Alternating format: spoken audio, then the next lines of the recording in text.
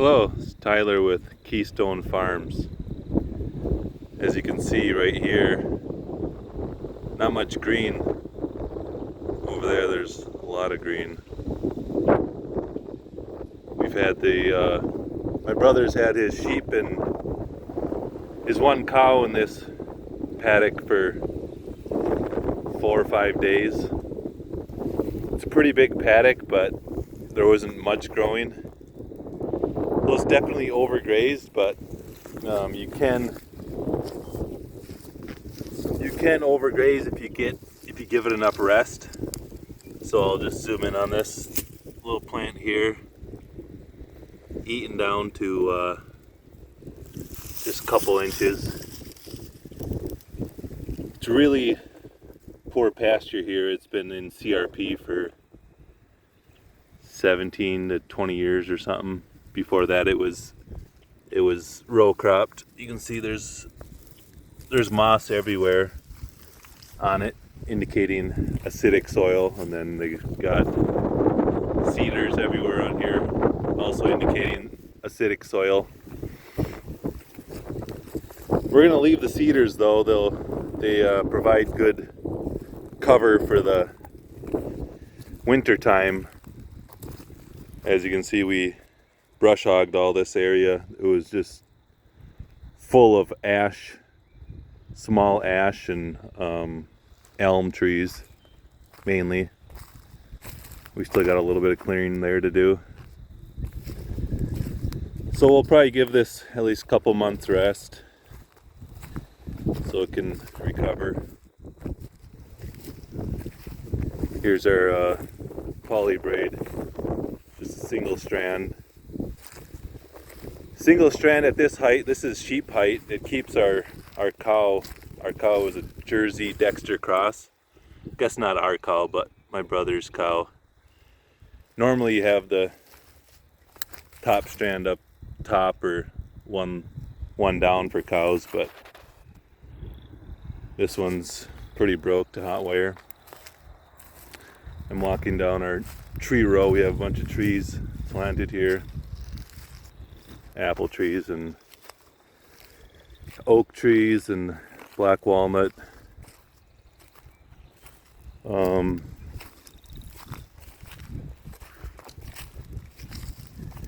What else? Plum, apple. Here's a red currant, I think, bush. We did some bale grazing up there this winter.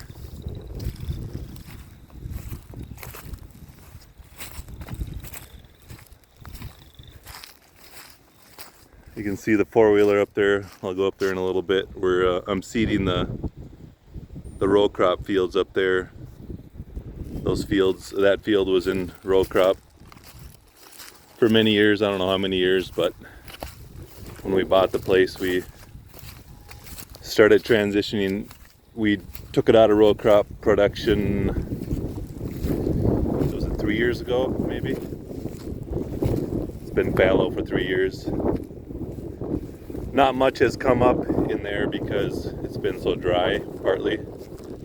So I'm finally seeding a cover crop in hopes that we'll get something growing, shading the soil. Soil's been just heating up every summer and getting so hot. It's getting pretty hard packed. So here you can see here here's the line. We're doing some bale grazing here. Next winter we'll bale graze this whole area.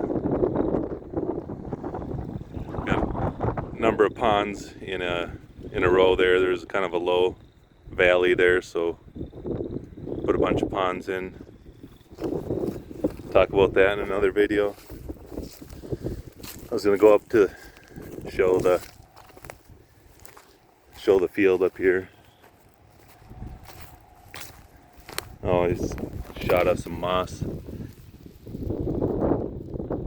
Yeah, it's pretty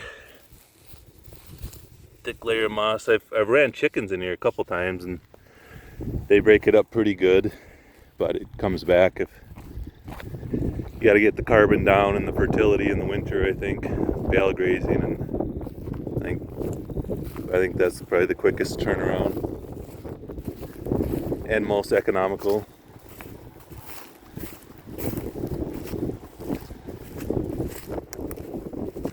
Here's another pond here. Here's our timeless fence. This is an interior fence, so it's just 3 strands. It's kind of nice. The top wire is not very high, so you can just easily step right over. I do have some goats I've shown in videos, so we'll see if they respect this low of a fence or not. I'm gonna try to train them good to respect it. Timeless is super quick and easy to put up, and should last a long time. This pond was just dug last summer, so I did spread some hay around it, but got a little bit of erosion here from all the rains we've been getting. That's partly why I'm seeding cover crop now. Is they're forecasted starting Friday in a couple days rain for like the next, I don't know, week and a half, more or less every day. Some days they're saying an inch, some days half inch, some days a quarter inch, so we'll see what we get. But being that I'm just broadcasting it and not tilling or not using a no-till drill, it's just sitting on the soil. It seems like a good time to seed when you throw it on the soil and it rains, and if it doesn't rain again in another week, I don't know if that seed will germinate and grow. But if it rains and then next day it rains a little bit, and the next day you get it's called seed to soil contact, where the seed can contact the soil enough to start growing. And yeah, hopefully we get some more cover on this bare ground. This is my cedar, nothing special, just got it from runnings. Pretty basic. This runs on this crank.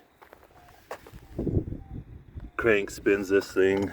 The tires spin the crank. And the crank spins this.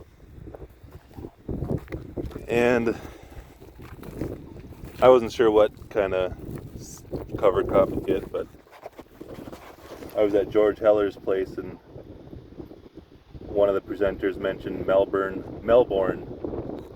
seed for cover crop, so I just looked them up and decided to go with this one. Looks like it's vetch. Shadow's kind of in the way. Vetch, crimson clover, peas, radish, sun hemp, flax, and oats. I did talk to one of the guys there, and he said that'll work just fine. It says to seed late spring, early summer when there's not a chance of a frost, so I'm kind of taking a little bit of a risk here. Seeding this early, it's, what is it, April